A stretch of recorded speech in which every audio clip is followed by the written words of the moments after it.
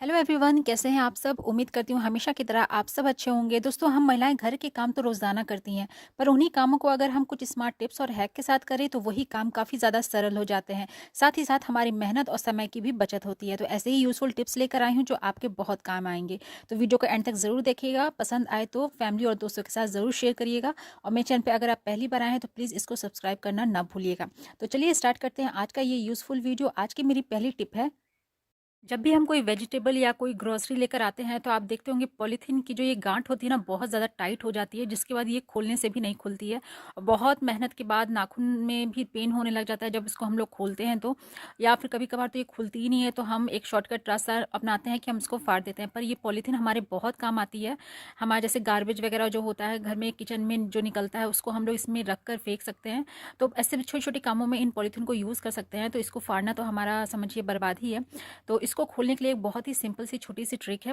तो आप क्या करिए, ये जो गांठ जहाँ पर बंधा है ना, तो इस वाले को इस तरीके से ट्विस्ट करिए। तो थोड़ा सा ज़्यादा ट्विस्ट करते करते आप देखिएगा बहुत ही ईजिली ये खुल जाता है। ट्विस्ट करने के बाद इसको ऊपर की तरफ हल्का सा पुश करिए तो बहुत ही ईजिली ये खुल जाता है इस तरीके से।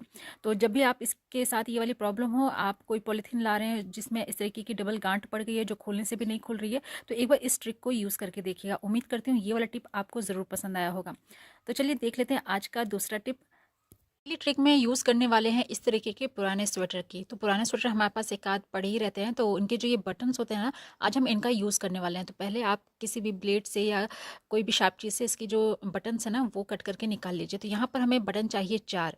उसके बाद आप देखते होंगे जो हम लोग का रजाई वगैरह जो रहता है जिसमें हम लोग कवर लगाते हैं, अगर कवर हम लोग नहीं लगाते हैं तो वो रजाई जो है वो गंदी काफ़ी ज़्यादा हो जाती है, जिसके बाद उसको साफ़ करना बहुत मुश्किल होता है। इसलिए हम लोग उसके ऊपर लगाते हैं कवर। तो कवर जब हम लोग लगाते हैं और जब उसको ओढ़ने के लिए जाते हैं तो आप देखते होंगे रजाई जो है उसमें अंदर मुड़ सी जाती है। जब उसको हम लोग अपने ऊपर डालते हैं तो हमारे हाथ में आ जाता है कवर और रजाई अंदर चली जाती है। तो इस वाली प्रॉब्लम से छुटकारा पाने के लिए सिंपल सी ट्रिक है, जो हमने बटन्स निकाले हैं पुराने स्वेटर में से उनको हम लोग यहाँ पर यूज़ करने वाले हैं। तो पहले तो आप क्या करिए, रजाई और जो उसके कवर हैं उनको अच्छे से फैला लीजिए इस तरीके से बेड पर, और उसके जो कॉर्नर्स हैं उनको अच्छे से बैठा दीजिए। उसके बाद थोड़ा सा स्पेस छोड़ने के बाद जो हमने बटन्स कट कर किए हैं ना, उन बटन्स को आप इस तरीके से हर कॉर्नर पर टक कर दीजिए। तो इस तरीके से ईजिली वो टक हो जाता है अंदर तक। इसके यूज़ करने के लिए आप ना एक बड़ी सुई लीजिएगा जिससे वो आर पार अच्छे से हो जाए। और यही काम आपको हर चारों कॉर्नर पे रजाई के करना है, ताकि वो अच्छे से जो कवर है ना वो फिक्स हो जाए, बिल्कुल भी इधर उधर जो अंदर जो रजाई होती है वो जाए ना। तो उम्मीद करती हूँ ये वाला टिप भी आपको ज़रूर काम आएगा इस ठंड के मौसम में। तो चलिए देख लेते हैं आज की हमारी अगली ट्रिक कौन सी है। अभी जैसा कि ठंड के मौसम चल रहे हैं तो इसमें भारी-भारी इस तरीके के ऊनी कपड़े सब लोग पहनते हैं, बड़े पहनते हैं, बच्चे पहनते हैं। लेकिन जब इसको हम लोग वॉश करते हैं ना तो इसको सुखाना बहुत मुश्किल होता है, क्योंकि अगर जितना भी अच्छे से हम इसको निचोड़ लेते हैं, लेकिन इसका जो पानी है वो ठीक से निकलता नहीं है और इसको सुखाने में बहुत ज़्यादा टाइम लगता है। ज़रूरी नहीं है कि सबके पास वॉशिंग मशीन हो ही जिसमें वो उसको स्पिन कर ले। तो आज इसको सुखाने के लिए बहुत ही छोटी सी ट्रिक है। तो यहाँ पर आपको ले लेना है इस तरीके का मॉप बकेट।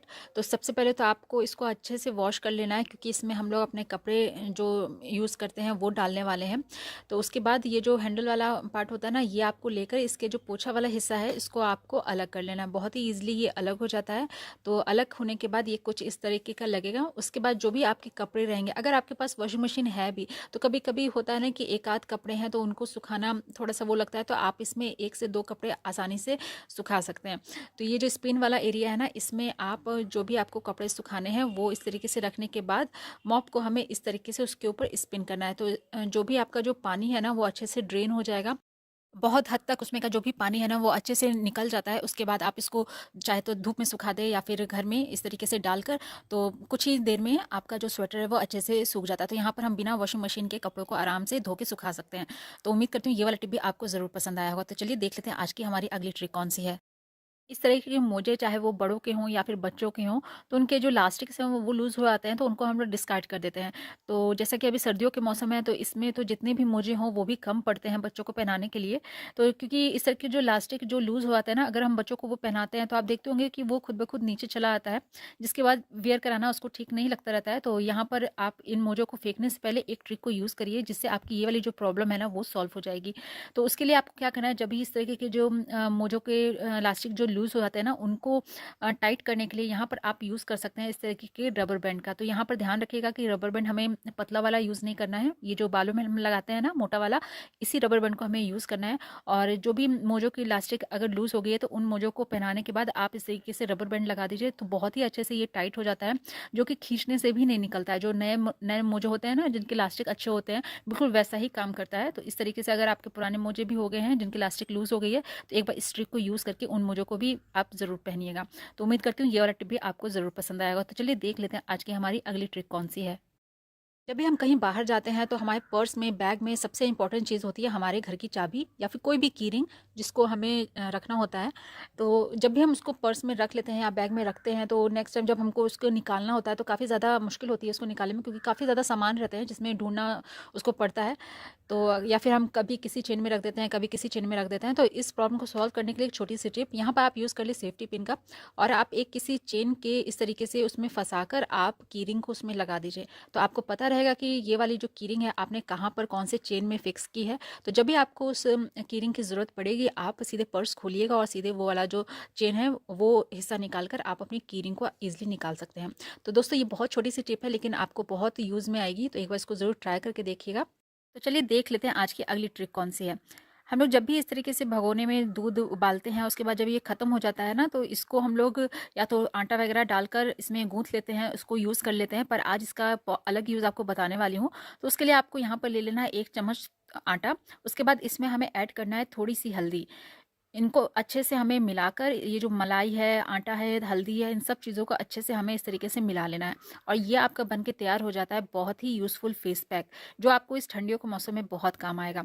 तो ये जो मलाई है वो भी हमारे यूज़ में आ जाएगी, साथ साथ हमारी जो स्किन है वो भी सॉफ्ट होगी। तो इस तरीके से आप एक पैक बना लें और उसको आप चाहे तो फेस पर यूज़ करिए या फिर अपने बॉडी पर।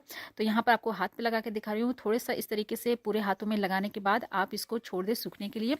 उसके बाद जब ये अच्छे से सूख जाए तो आप थोड़ा सा पानी लेकर उसको अच्छे से वॉश कर ले। तो यहाँ पर जो पैक था वो अच्छे से ड्राई हो चुका है। उसके बाद इसको आपको वॉश करके दिखाती हूँ। बहुत ही अच्छे से जो हमारी स्किन है ना वो हाइड्रेट हो जाती है, बहुत ही सॉफ्ट हो जाता है, जिसके बाद आपको कोई अलग से मॉइस्चराइज़र लगाने की भी ज़रूरत नहीं पड़ेगी, क्योंकि इसके अंदर हमने डाली है मलाई। तो जिसकी वजह से जो हमारी स्किन है ना बहुत ही सॉफ्ट और शाइनिंग बनती है। तो एक बार इसको ज़रूर ट्राई करके देखिएगा। तो चलिए देख लेते हैं आज की हमारी अगली ट्रिक कौन सी है।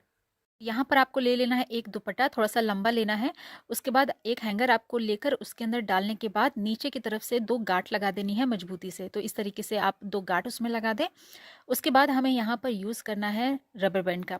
तो जो बालों में लगाने वाला रबर बैंड होता है ना, आप वो भी ले सकते हैं, और जो मिठाई के डिब्बे वगैरह में जो रबर बैंड मिलते हैं ना, वो भी आप यहाँ पर ले सकते हैं।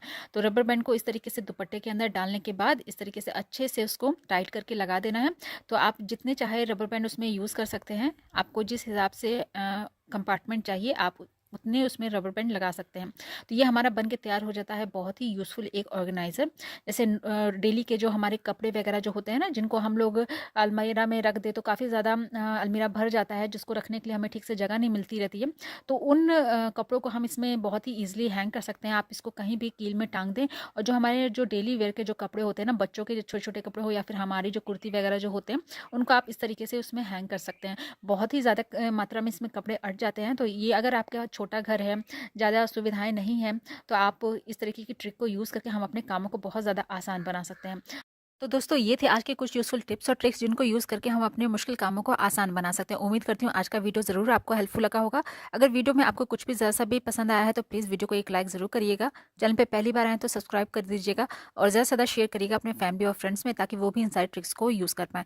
तो कल फिर मिलती हूँ एक नए वीडियो के साथ, कुछ नए टिप्स और ट्रिक के साथ। तब तक के लिए गुड बाय।